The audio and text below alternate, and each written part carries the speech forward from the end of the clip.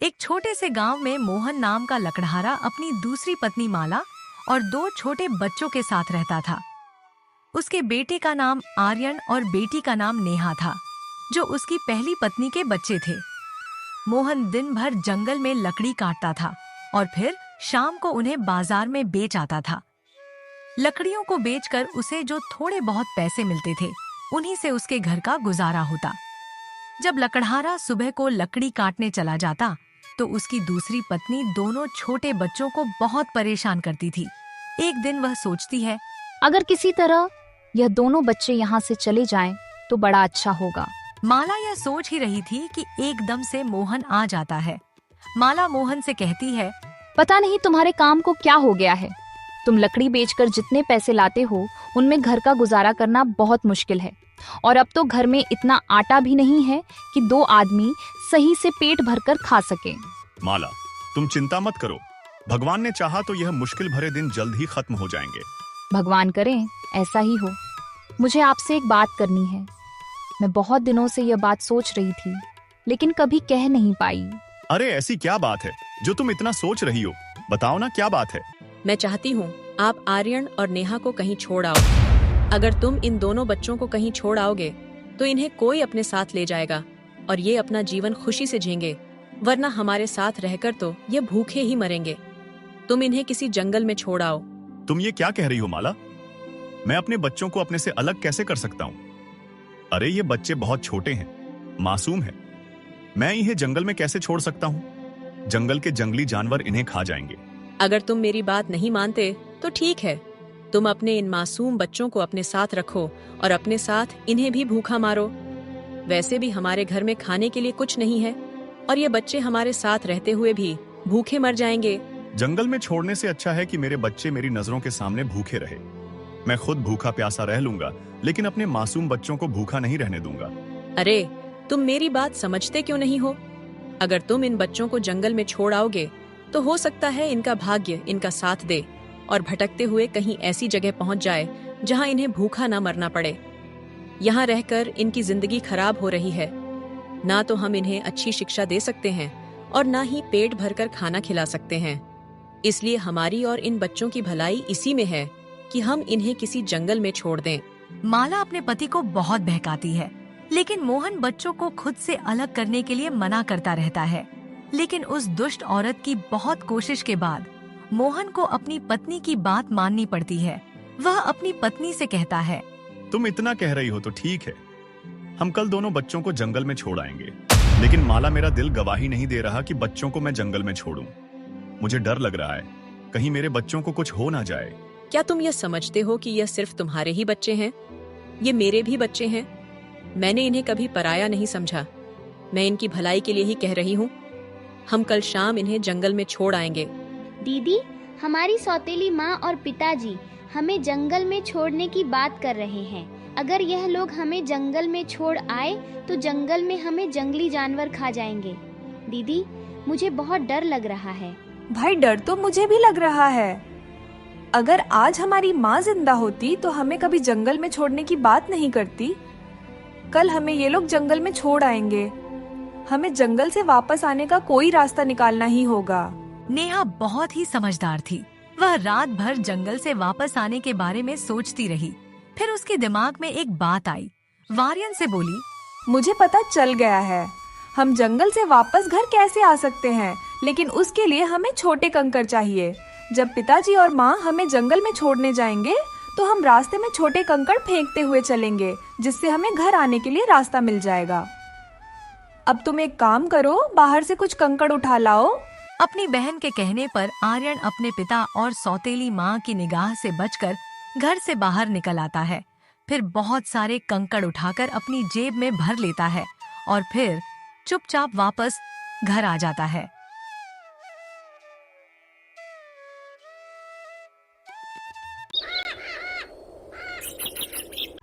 अगले दिन माला दोनों बच्चों से बोली, बच्चों, आज हम सब तुम्हारे पिताजी के साथ जंगल चलेंगे। वहाँ तुम्हारे पिताजी लकड़ी काटेंगे और हम लकड़ी काटने में उनकी मदद करेंगे, जिससे तुम्हारे पिताजी बहुत सारी लकड़ी काटकर बाजार में बेच आएंगे। फिर हम सब घर पर बहुत स्वादिष्ट भोजन बनाएंगे और उसके बाद हम सब मिलकर पेट भर खाना खाएंगे। कुछ देर के बाद मोहन अपनी पत्नी और दोनों बच्चों को लेकर जंगल की ओर रवाना हो जाता है। रास्ते में चलते चलते नेहा चुपचाप कंकड़ फेंकती हुई चल रही थी। कुछ ही देर में सब जंगल पहुंच जाते हैं। फिर मोहन दोनों बच्चों से कहता है, बच्चों, मैं लकड़ी काटने जा रहा हूँ। तुम्हारी माँ भी मेरे साथ ही लकड़ी काटने में मदद करने जाएगी। जब तक हम लकड़ी काट कर लौटे तब तक तुम हमारा इस पेड़ के नीचे बैठकर इंतजार करना। हम कुछ समय में वापस आ जाएंगे। ठीक है पिताजी, हम तुम्हारा यहीं बैठकर इंतजार करेंगे, लेकिन पिताजी आप लकड़ी काटकर थोड़ी जल्दी लौटना। मेरे बच्चों, तुम परेशान मत हो, मैं कुछ ही देर में लकड़ी काटकर वापस आ जाऊंगा। मोहन दोनों बच्चों को घने जंगल में छोड़कर अपनी पत्नी माला के साथ घर चला आता है। दोनों बच्चे पूरा दिन मोहन का इंतजार करते रहते हैं, लेकिन मोहन वापस लौटकर नहीं आता है। कुछ देर के बाद जब अंधेरा हो जाता है तो दोनों बच्चों को उस घने जंगल में डर लगने लगता है। दीदी, मुझे बहुत डर लग रहा है। अब हम क्या करेंगे? अगर कोई जंगली जानवर आ गया तो वह हमें खा जाएगा। घबराओ मत आर्यन, मैंने रास्ते में कंकड़ फेंक दिए थे। अब उन कंकड़ की मदद से हम अपने घर पहुंच जाएंगे। दोनों बच्चे कंकड़ की मदद से रास्ता तलाश करते हुए अपने घर पहुंच जाते हैं। जब उनकी सौतेली माँ दोनों बच्चों को देखती है तो उसे बहुत गुस्सा आता है और वह सोचती है, ये बच्चे तो बहुत चालू हैं। इन्हें घर आने का रास्ता कैसे मालूम हुआ? इतनी कोशिशों के बाद मैंने इन्हें घर से निकाला था। पता नहीं ये बदमाश बच्चे उस घने जंगल से कैसे वापस आ गए। इन्होंने मेरी सारी कोशिश नाकाम कर दी। अब मैं इन्हें छोड़ूंगी नहीं। तुम दोनों बहुत शैतान हो गए हो। कहाँ चले गए थे? तुम्हारे पिताजी ने तुम्हें पेड़ के नीचे इंतजार करने के लिए कहा था, लेकिन तुम हमें उस पेड़ के नीचे नहीं मिले। हमने तुम्हें जंगल में बहुत तलाश किया, लेकिन तुम कहीं नहीं मिले। अगर तुम्हें जंगल में कुछ हो गया होता तो लोग यही कहेंगे कि सौतेली माँ ने करवा दिया। लोगों को यह नहीं पता कि ये बच्चे कितने शैतान हैं। इतनी देर तक घर से बाहर रहते हो, तुम्हें किसी चीज का खौफ है या नहीं? माला बच्चों को डांट ही रही थी कि एकदम मोहन आ जाता है। जैसे ही वह अपने दोनों बच्चों को देखता है, वो उन्हें प्यार से अपने सीने से लगा लेता है और फिर उन्हें खाना खिलाता है। कुछ दिन यूं ही बीत जाते हैं। लकड़हारे की आमदनी बहुत कम हो जाती है, इसलिए उसकी पत्नी उससे फिर जिद करती है कि बच्चों को जंगल में छोड़ दो। मोहन अपनी पत्नी को बहुत मना करता है कि वह अपने बच्चों को कहीं छोड़ने नहीं जाए, लेकिन पत्नी के बार बार कहने पर वह बच्चों को दोबारा जंगल में छोड़ने के लिए राजी हो जाता है। अगले दिन मोहन दोबारा अपने बच्चों और पत्नी के साथ जंगल की ओर निकल पड़ता है। इस बार वह जंगल में बच्चों को बहुत अंदर ले गया होता है। फिर वह बच्चों से बोलता है, तुम दोनों यही हमारा इंतजार करना। मैं लकड़ी काट कर ला रहा हूँ। हम कुछ ही देर में वापस आ जाएंगे। मोहन दोनों बच्चों को उस घने जंगल में छोड़कर अपनी पत्नी के साथ घर चला आया। बच्चे काफी देर तक अपने पिता के आने का इंतजार करते रहे। अंत में थककर दोनों बच्चे उसी जंगल में सो जाते हैं। सुबह होने पर जब बच्चों की आंख खुलती है तो आर्यन डर से रोने लगता है। डरो मत भाई, हम इस बार भी घर जाने का कोई ना कोई रास्ता जरूर निकाल लेंगे। बस तुम्हें मेरी रास्ता ढूंढने में मदद करनी होगी। दोनों भाई बहन बहुत देर तक जंगल में भटकते रहते हैं, लेकिन उन्हें घर जाने का कोई रास्ता नहीं मिलता। उसी जंगल में एक आदमखोर बुढ़िया रहती थी। उसे इंसानों का मांस खाना बहुत पसंद था। इस बार उसने बहुत दिनों से इंसानी मांस नहीं खाया था। पता नहीं इंसानों को क्या हो गया है जो अब इस जंगल में नहीं आते।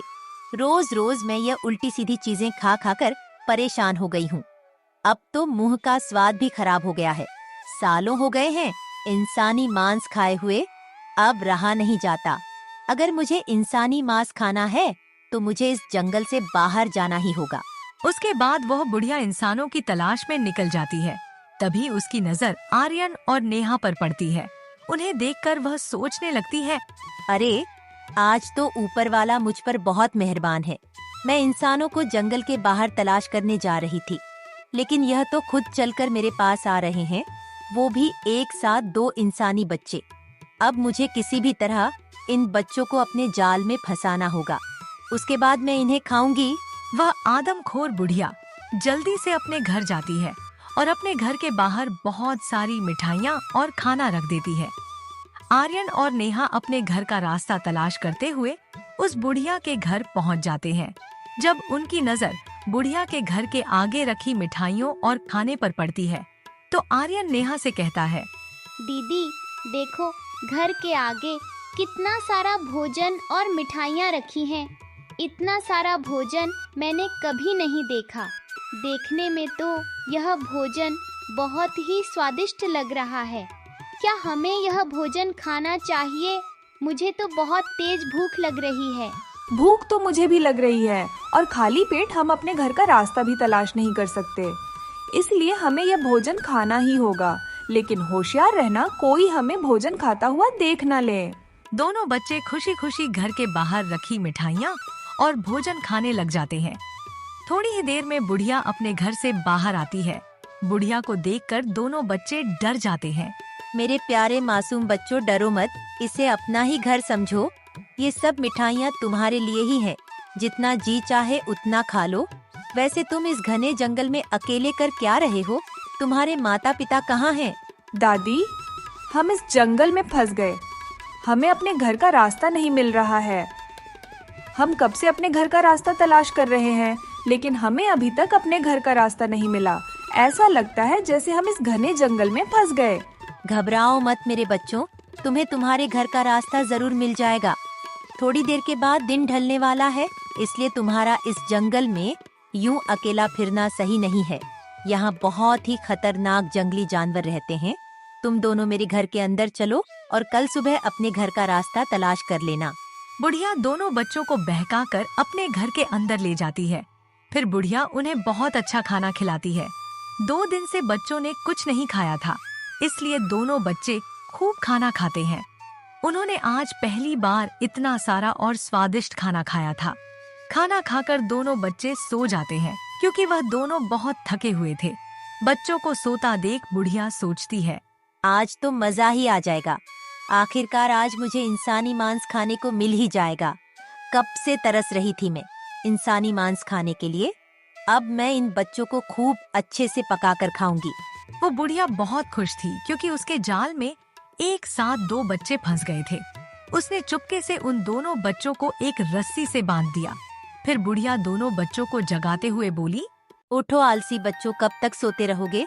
अब मैं तुम दोनों को पका कर खाऊंगी। पहले तुम्हारे भाई को खाऊंगी और उसके बाद तुम्हें खाऊंगी। बुढ़िया की बात सुनकर दोनों बच्चे बहुत डर गए। वह डरते हुए बुढ़िया से बोले, दादी, आप हमें क्यों खाना चाहती हो? हमने आपका क्या बिगाड़ा है? चुप कर छोटे बच्चे, तुमने मेरा कुछ नहीं बिगाड़ा। मुझे इंसानी मांस खाना बहुत पसंद है, इसलिए मैंने तुम्हें कल अपने जाल में फंसाया था। लेकिन मांस पकाने के लिए घर में लकड़ी तो है ही नहीं। पहले मैं जल्दी से जंगल से लकड़ी ले आती हूँ, फिर तुम्हारा मांस पकाकर खाऊंगी। इतना कहकर बुढ़िया जंगल की ओर लकड़ी लेने चली जाती है। वो दोनों बच्चे जोर जोर से चिल्लाने लगते हैं, कोई हमें यहाँ से बाहर निकालो, किसी को हमारी आवाज आ रही है। हमारी मदद करो, वरना यह बुढ़िया हमें मारकर खा जाएगी। कोई हमारी मदद करो। इससे अच्छा तो यही होता कि हम लोग जंगल में ही भटकते फिरते और कोई जंगली जानवर हमें खा जाता। बच्चे जोर जोर से चिल्लाकर रो रहे होते हैं, लेकिन उस घने जंगल में कोई भी उनकी मदद करने नहीं आता। तभी एक बौना आदमी उस जंगल से गुजर रहा होता है। उन दोनों बच्चों की आवाज उस बौने आदमी को आती है, कोई हमें यहाँ से बाहर निकालो, किसी को हमारी आवाज आ रही है। हमारी मदद करो, वरना ये बुढ़िया हमें मारकर खा जाएगी। कोई हमारी मदद करो। वह बौना तुरंत ही उस बुढ़िया के घर में घुस जाता है और जल्दी से दोनों बच्चों को खोल देता है। फिर वह बच्चों से कहता है, तुम लोगों को यहाँ किसने बांध कर रखा हुआ? मुझे तुम्हारी आवाज सुनाई दी, इसलिए मैं तुरंत तुम्हारी मदद करने चला। हमें यहाँ एक आदमखोर बुढ़िया ने बांध कर रखा है। वो बच्चों को बहकाकर अपने घर ले आती है और फिर उनका मांस खाती है। हम दोनों भी उसके बहकावे में आ गए थे। वो हमें भी खाना चाहती है। लेकिन वो आदमखोर बुढ़िया है कहाँ? कहीं दिखाई नहीं दे रही। वो जंगल में लकड़ी लेने गई है, जिससे हमारा मांस पकाकर खा सके। लकड़ी लेने बहुत देर की गई हुई है। कुछ ही देर में वो आने वाली होगी। इसका मतलब अब इस बुढ़िया ने बहुत से मासूम बच्चों की जान ली है। इसे सबक सिखाना पड़ेगा। तुम एक काम करो, इस बुढ़िया के घर में जो भी कीमती चीज है सब निकाल लो और किसी झोले में भर लो। बौने आदमी के कहने पर दोनों बच्चे बुढ़िया के घर में खूब लूट मचाते हैं। बुढ़िया ने तरह तरह के हीरे मोती जेवर और बहुत सी कीमती चीजें जमा करके रखी थी। दोनों बच्चों ने सारे जेवर हीरे मोती झोले में भर लिए। उतने में ही वह बुढ़िया आ जाती है। बुढ़िया को देखकर सभी छुप जाते हैं। जब बुढ़िया को वो दोनों बच्चे नहीं दिखते तो उसके होश उड़ जाते हैं। अरे वो दोनों बच्चे कहाँ गए? मैंने कितनी मेहनत से उन्हें पकड़ा था। वो दोनों मेरी सारी मेहनत पर पानी फेरकर भाग गए। बुढ़िया बच्चों के भागने का दुख मना ही रही होती है कि एकदम बौना आदमी और दोनों बच्चे चुपके से पीछे से आते हैं और आदमखोर बुढ़िया की खूब पिटाई करते हैं। वो तीनों बुढ़िया को इतना मारते हैं कि उसे लहूलुहान कर देते हैं और फिर वहाँ से भाग जाते हैं। हाय, कमभक्तों ने मार डाला। ये बच्चे तो मेरे भी उस्ताद निकले। मार मार कर मेरा बुरा हाल कर दिया। उधर वो बौना आदमी दोनों बहन भाइयों को अपने घर ले आता है। फिर वह आदमी बच्चों से पूछता है, तुम उस घने जंगल में क्या करने गए थे? वहाँ लोग बहुत ही कम जाते हैं। अगर किसी को बहुत जरूरी काम होता है तभी लोग वहाँ पर जाते हैं। मैं समय पर नहीं पहुँचता तो वो बुढ़िया तुम्हें पकाकर खा जाती। तुमने हमारी जान बचाई, इसके लिए हम आपके शुक्रगुजार हैं। हम आपका ये एहसान जिंदगी भर नहीं भूलेंगे। फिर नेहा जेवर और हीरे मोतियों से भरा झोला उस बोने आदमी को दे देती है। बोना आदमी बहुत ही ईमानदार होता है, इसीलिए वह सोने के 3 हिस्से करता है। एक हिस्सा खुद लेता है और बचे हुए 2 हिस्से दोनों बहन भाई को देता है। उसके बाद वह दोनों बच्चों को विदा कर देता है। थोड़ी ही देर में दोनों बच्चे बौने आदमी के घर से बहुत दूर निकल आते हैं। कुछ ही देर में उन्हें अपने घर जाने का रास्ता मिल जाता है। फिर वह जल्दी जल्दी घर की तरफ कदम बढ़ाना शुरू कर देते हैं। थोड़ी ही देर में दोनों बच्चे अपने घर पहुंच जाते हैं। घर पहुंचकर उन्होंने देखा कि उनका पिता एक कोने में बैठकर रो रहा होता है और बहुत दुखी दिखाई देता है। जैसे ही दोनों बच्चे मोहन के पास पहुंचते हैं, मोहन दोनों को गले लगा लेता है और बोलता है, मेरे बच्चों, कहाँ थे तुम? मैंने तुम्हें बहुत याद किया। जिस दिन से मैंने तुम्हारी सौतेली माँ के कहने पर तुम दोनों को जंगल में छोड़ा था, उस दिन से आज तक मुझे एक पल के लिए भी चैन नहीं मिला। मैं हमेशा भगवान से रोककर यही प्रार्थना करता था कि मेरे दोनों बच्चे वापस लौट आए। भगवान ने मेरी प्रार्थना सुन ली। अब मैं कभी तुम्हें अपने से अलग नहीं होने दूंगा और ना ही तुम्हें किसी तरह की तकलीफ होने दूंगा। पिताजी, हमने आपको बहुत याद किया। हमें जंगल में एक आदमखोर बुढ़िया ने पकड़ लिया था, लेकिन हमें एक बौने आदमी ने उस आदमखोर बुढ़िया से बचा लिया। हमने उसकी बहुत पिटाई की और उसके सारे जेवर हीरे मोती ले आए। दोनों बच्चे अपने पिता से मिलकर बहुत खुश थे। फिर उन्होंने सोने से भरा झोला अपने पिता को दे दिया। मोहन को अपनी आंखों पर विश्वास नहीं हो रहा था। इतना सारा धन तो उसने अपनी जिंदगी में कभी नहीं देखा था। फिर मोहन अपनी पत्नी को बुलाता है और बच्चों की सारी बात बताता है। बच्चों की बात सुनकर उनकी सौतेली माँ को अपनी गलती का एहसास हो जाता है। वो दोनों बच्चों से माफी मांगने लगती है। बच्चों, मुझे माफ कर दो। मेरी वजह से तुम्हें इतनी मुसीबतों का सामना करना पड़ा।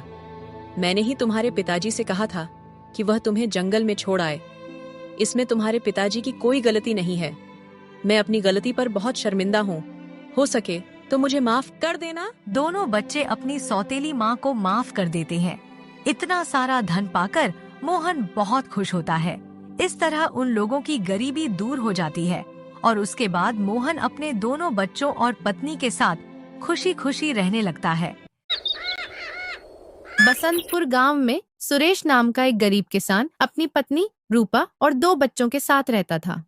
मेहनत से दिन रात खेत में पसीना बहाने के बाद भी 2 वक्त की रोटी के लाले पड़ जाते थे।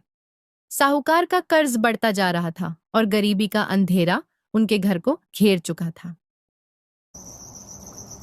रूपा, अब तो हिम्मत टूट रही है। खेत में कुछ उगता नहीं, मजदूरी करने जाऊं तो काम मिलता नहीं, बच्चे भी भूखे सो रहे हैं। घबराओ मत, भगवान ने हमें हाथ पैर दिए हैं। हम मेहनत से कुछ ना कुछ तो कर ही सकते हैं। लेकिन क्या करें, कोई रास्ता ही नहीं दिखता। कल मैं गांव में जाकर देखती हूँ, शायद कोई काम मिले। अगली सुबह रूपा अपने पिता के घर जाती है। अरे बेटी रूपा, बड़े दिनों के बाद आई हो, आओ बैठो। आप कैसे हो पिताजी? अभी बैठने का समय नहीं है। बेटा मैं ठीक हूं, लेकिन तुम काफी परेशान लग रही हो। क्या बात है? कोई परेशानी है क्या? क्या बताऊं पिताजी, आपसे तो कोई बात छुपी नहीं है। पिताजी, हम दिन रात मेहनत करते हैं, लेकिन कुछ भी ठीक से नहीं चलता। अब तो खाने के लिए भी 2 रोटी बड़ी मुश्किल से जुटती है। अब आप कोई राह दिखाइए। बेटी, मेहनत का फल जरूर मिलता है, लेकिन सही दिशा में की गई मेहनत ही फल देती है। तुम अपने पति के साथ मिलकर काम करो, सफलता जरूर मिलेगी। पर पिताजी, हमारे पास कोई साधन नहीं है। खेत है जिसमें कितना भी मेहनत कर लो कुछ नहीं उगता, और मजदूरी करने जाओ तो कोई काम नहीं देता। रूपा के पिता ने पास बंधे एक घोड़े की ओर इशारा करते हुए बोला, बेटी, मेरे पास इस घोड़े के अलावा तुम्हें देने के लिए कुछ नहीं है। ये घोड़ा अब से तुम्हारा हुआ। इसका अच्छा इस्तेमाल करना, यह तुम्हारी तकदीर बदल सकता है। रूपा को कुछ समझ नहीं आया, लेकिन उसने घोड़े को ले लिया और धन्यवाद कहकर घर लौट आई। ये घोड़ा कहां से लाई हो रूपा? पिताजी ने दिया है, कहाँ है कि यह हमारी तकदीर बदल सकता है। पर इस घोड़ा को लेकर हम क्या करेंगे? जी, पहले तो मुझे भी समझ में नहीं आया कि हम इसका क्या करेंगे, लेकिन अब मैंने सोच लिया है कि हम इसे इस्तेमाल करके लकड़ी बेचने का काम कर सकते हैं। हम जंगल से सूखी लकड़ियां इकट्ठी करेंगे और बाजार में बेचेंगे। सुरेश को यह विचार अच्छा लगा।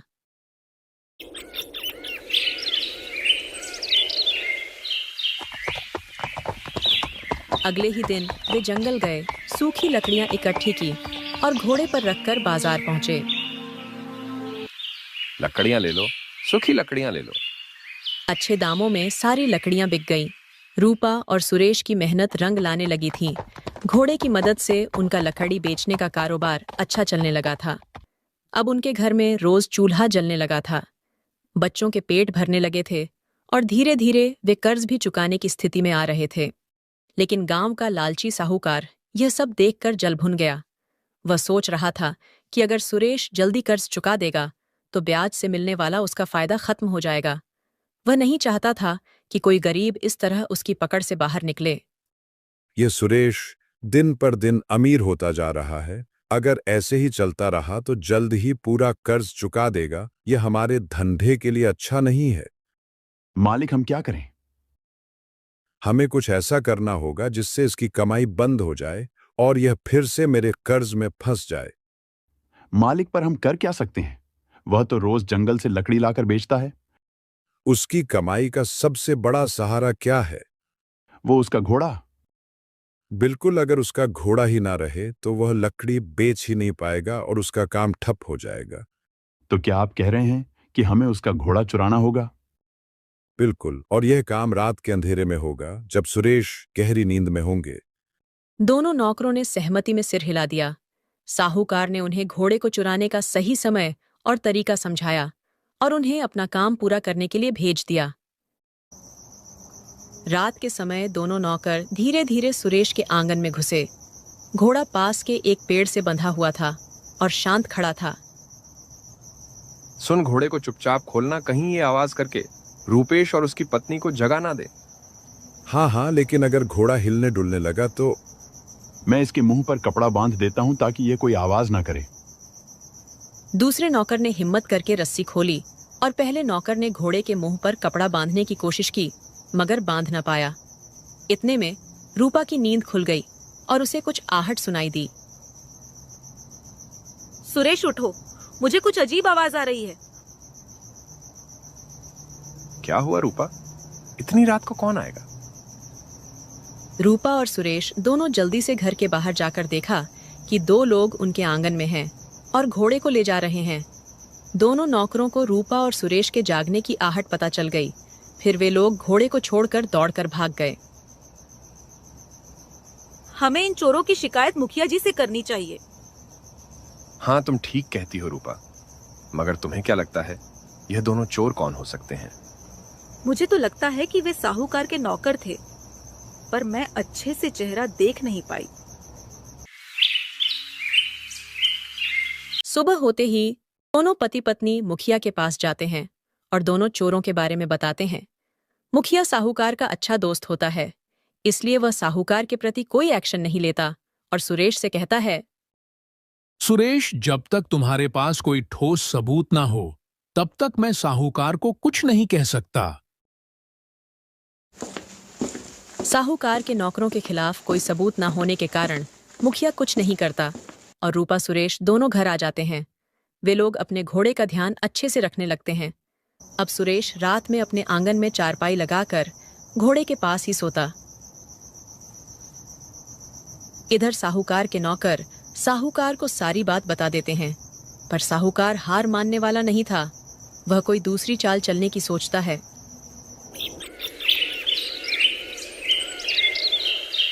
रूपा, मैं बाजार जा रहा हूँ, शाम तक लौट कर आऊंगा। यदि मेरी सारी लकड़ियां बिक गईं, तो आज ही साहूकार के पैसे चुका दूंगा। भगवान आपकी इच्छा को पूरी करें, पर जरा सावधान रहना, क्योंकि हमारे घोड़े के ऊपर किसी की बुरी नजर है। लकड़ियां बेचकर घर जल्दी आना। मैं खाना बनाकर आपका इंतजार करूंगी। ठीक है रूपा, मैं ध्यान रखूंगा। सुरेश ने घोड़े के ऊपर लकड़ी रखकर बाजार की ओर रवाना हो गया। कुछ देर बाद वह बाजार में पहुंचकर एक तरफ खड़ा हो गया और ग्राहकों को आवाज लगाने लगा, लकड़ियां ले लो, सूखी लकड़ियां ले लो, लकड़ियां ले लो, सूखी लकड़ियां ले लो। बाजार में साहूकार खड़ा था।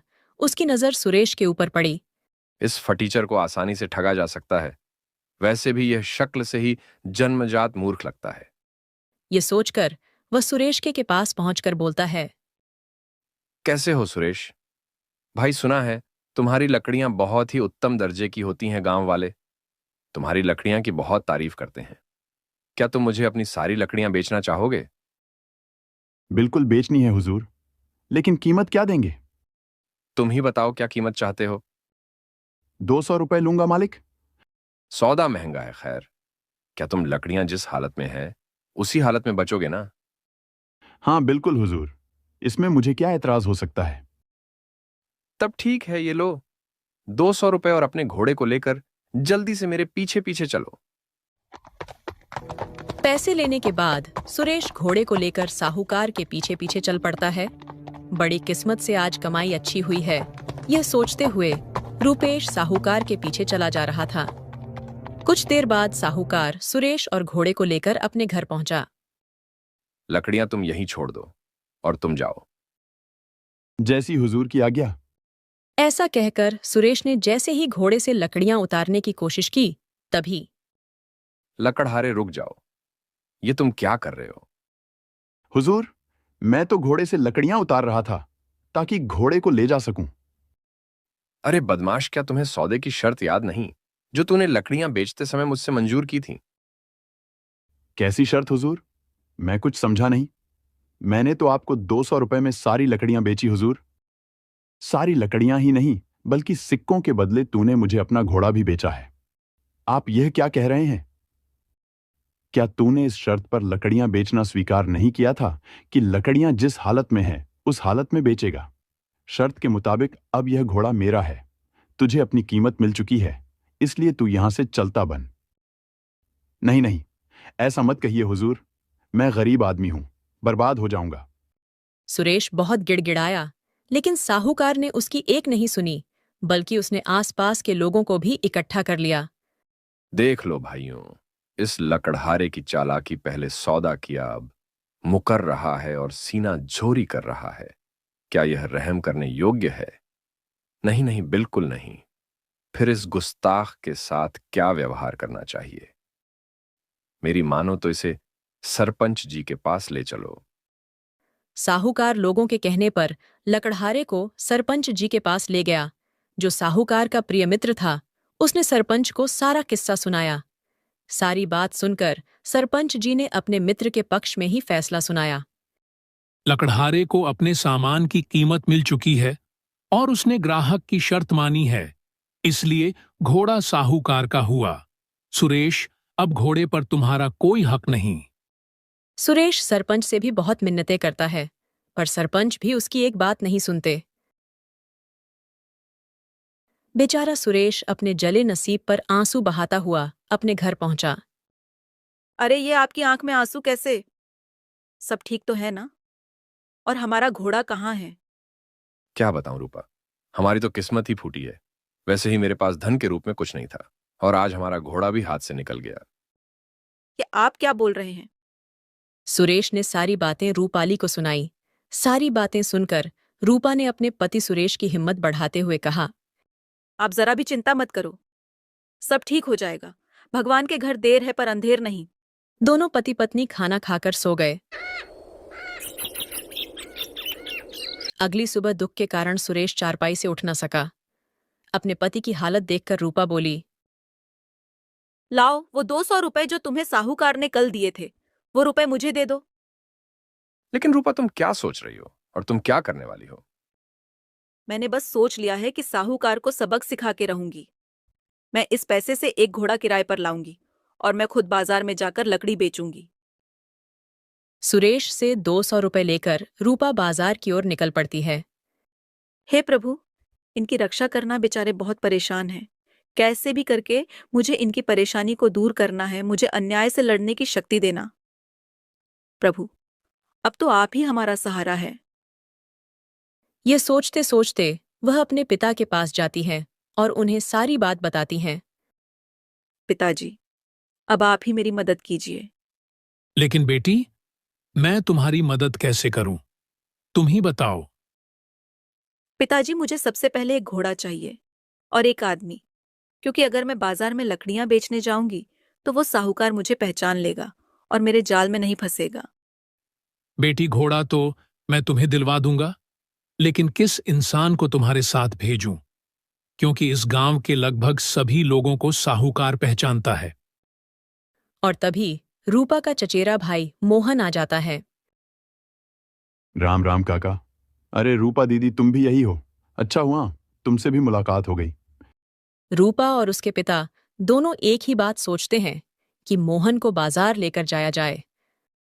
अरे क्या हुआ, आप लोग इतने परेशान क्यों हो? मुझे देख खुश नहीं हुए क्या? अरे नहीं मोहन, ऐसी बात नहीं है, बल्कि तुमने तो हमारी मुश्किल हल कर दी। शायद हमारी मदद के लिए ही भगवान ने तुम्हें यहाँ भेजा। दीदी, तुम ये सब क्या बोल रही हो? मतलब मैं कुछ समझा नहीं। रूपा मोहन को साहूकार के बारे में सारी बात बताती है। दीदी, मुझे वह बेईमान साहूकार मिल गया तो मैं उसे छठी का दूध याद दिला दूंगा। बस तुम बताओ, तुम्हारी क्या योजना है? रूपा अपनी योजना मोहन को बताती हैं और दोनों भाई बहन घोड़े पर लकड़ियां लेकर बाजार पहुंचते हैं। बाजार पहुंचकर मोहन जोर जोर से आवाज लगाने लगता है, लकड़ियां ले लो, सूखी लकड़ियां ले लो, सस्ती में लकड़ियां ले लो। और रूपा दूर खड़ी देख रही थी। उस रोज भी वह साहूकार किसी को ठगने के विचार में बाजार आया था। उसने लकड़ियां बेच रहे मोहन की ओर देखा। वाह, भगवान ने आज फिर से मेरे लिए एक शिकार भेज दिया। कल मुझे एक घोड़ा मिला था और आज भी मुझे फिर से घोड़ा मिल जाएगा। यह सब सोचकर साहूकार मोहन के पास पहुंचा। क्या कीमत है तुम्हारी लकड़ियों की? 150 रुपए मालिक। महंगा सौदा है, क्या दाम कुछ कम नहीं करोगे? वैसे इस गांव के तो नहीं लगते हो। हाँ मालिक, मैं दूसरे गांव का हूं और सौदा 4 सिक्के भी आपको महंगा नहीं पड़ेगा हुजूर। मेरी लकड़ियां बिल्कुल सूखी और बहुत ही अच्छी हैं। मंजूर है तो बोलिए। यह इंसान तो बहुत चालाक लग रहा है। खैर, कोई बात नहीं, इसकी जल्द अक्ल समझ में आ जाएगी। क्या सोच रहे हैं हुजूर? जल्दी बताइए, नहीं तो फिर मैं दूसरे ग्राहक को आवाज दूंगा। ठीक है, मुझे मंजूर है, मगर लकड़ियां जिस हालत में है उसी हालत में तुम्हें बेचनी होगी। क्या तुम्हें मंजूर है? मोहन मन ही मन खुश होता है कि जिस जाल में रूपा उसे फंसाना चाहती थी, उस जाल में वो फंस गया। अरे जल्दी करो, मेरे पास फालतू वक्त नहीं है। मोहन भी साहूकार से वही बातें बोलता है जो उसे रूपा ने सिखाया था। ठीक है हुजूर, बेच दूंगा, पर मेरी भी एक शर्त है कि आप भी मुझे पैसे उसी हालत में देंगे जिस हालत में वे पैसे होंगे। मोहन की बात सुनकर साहूकार चौंक उठा, फिर मन ही मन मुस्कुराते हुए बोला, ठीक है, मुझे यह शर्त मंजूर है। अब देर ना कर, अपने घोड़े के साथ मेरे पीछे पीछे चल। मोहन अपने घोड़े को साहूकार के पीछे पीछे लेकर चलने लगा। बेईमान कहीं का, अपने आप को बड़ा होशियार समझ रहा है। जब बात सामने आएगी तो खून के आंसू रोएगा। यह सब सोचते सोचते मोहन साहूकार के घर पहुंच गया। हुजूर, लकड़ियां कहाँ रखूं? अरे मूर्ख, तुमने क्या सौदा किया था? शर्त याद है या मैं याद दिलाऊं? अब लकड़ियों के साथ ये घोड़ा भी मेरा है। चलो इसको अब खंभे से बांध दो। ओह हां, यह शर्त तो मैं भूल ही गया था। माफी चाहता हूं मालिक, अभी घोड़ा बांध देता हूं। और मोहन ने चुपचाप घोड़े को पेड़ से बांध दिया। मैंने आपका हुक्म पूरा कर दिया हुजूर। लाइए, अब मेरी भी कीमत दे दीजिए। साहूकार अपनी धोती की जेब से पैसे निकालकर मोहन को देता है और तभी रूपा वहां आ जाती है। हुजूर, यह आप क्या कर रहे हैं? सौदे के हिसाब से लकड़ियां जिस हालत में थी, उस हालत में लकड़ियों के साथ साथ मेरा घोड़ा भी आपको मिल गया। लेकिन आपने मुझसे भी तो यह वादा किया था कि आप पैसे उसी हालत में देंगे जिस हालत में वह होंगे, और उस समय पैसे आपकी धोती में थे। इसलिए पैसों के साथ साथ आपको अपनी एक टांग काटकर मुझे देनी होगी। शर्त के मुताबिक आपको ऐसा करना ही होगा। लाइए, पैसों के साथ अपनी एक टांग भी काट कर दीजिए। रूपा की बात सुनकर साहूकार के होश उड़ गए। ये तुम क्या बक रही हो? और तुम यहां क्यों आई हो? बक नहीं रही मालिक, बल्कि न्याय की बात कर रही हूँ। आपको पैसों के साथ अपनी एक टांग भी देनी होगी। और हाँ, ये मेरा भाई है और ये घोड़ा भी हमारा है। तुम्हारी ये मजाल, मैं कहता हूं निकल जाओ मेरे घर से। ऐसे नहीं मालिक, अब तो मैं यहाँ से अपना हक लेकर ही जाऊंगी। रूपा जोर जोर से चिल्लाने लगी। भाइयों और बहनों, मेरी बात सुनो, मुझे इस बेईमान मालिक से न्याय दिलाओ। अरे ये तो लेने के देने पड़ गए। ये तो मेरा ही पासा मुझ पर ही उल्टा पड़ गया। अरे पहले मेरी बात तो सुनो। अब तो मैं सिर्फ एक ही शर्त पर आपकी बात सुनूंगी मालिक, कि पहले आप मुझे अपनी एक टांग काट कर दीजिए। साहूकार समझ गया था कि रूपा अपने पति के साथ किए गए धोखे का बदला ले रही है, और अगर लोग इकट्ठा हो गए तो वो भी रूपा का साथ देंगे। अरे टांग के बदले में तुम्हें ये घोड़ा, तुम्हारी सारी लकड़ियां और इन सब के साथ 200 रुपए भी देने को तैयार हूं। भगवान के लिए लोगों को इकट्ठा मत करो। और साथ ही साथ मैं तुम्हारे सारे कर्ज भी माफ करता हूं। मुझे अपना सबक मिल चुका है। रूपा साहूकार को सबक सिखा चुकी थी, इसलिए वो साहूकार को माफ कर देती है। ठीक है मालिक, आपको अपनी गलती का एहसास हो गया है तो ठीक है। आप मुझे मेरे दोनों घोड़े लौटा दीजिए, और हाँ, मैं आपसे लिए हुए पूरे कर्ज चुकाऊंगी। क्योंकि मालिक, हम गरीब जरूर हैं, लेकिन हम गरीब बहुत खुददार होते हैं, किसी के हक के पैसे नहीं मारते। इसलिए ये 200 रुपए आप खुद रख लीजिए और हमारा कर्ज खत्म कीजिए। साहूकार से दोनों घोड़े लेकर रूपा और मोहन घर लौट जाते हैं। रूपा घर पहुंचकर खुशी खुशी सारी बात सुरेश को बताती है। रूपा, आज मुझे तुम्हारी होशियार पर बहुत गर्व हो रहा है। और मोहन, तुम्हारा भी बहुत बहुत शुक्रिया जो तुमने रूपा का साथ दिया। हाँ भाई, आज तू अगर समय पर ना आता तो मैं साहूकार को सबक नहीं सिखा पाती। तेरा बहुत शुक्रिया। दीदी, जीजा जी, आप लोग भी कैसी बात कर रहे हैं? क्या मैं आपका अपना नहीं? मुझे खुशी है कि मैं आप लोगों के कुछ काम आया। ठीक है, अब मैं चलता हूं। सुन, तू एक घोड़ा साथ लेकर जा और पिताजी के पास छोड़ देना। वो उसे उसके मालिक को वापस कर देंगे।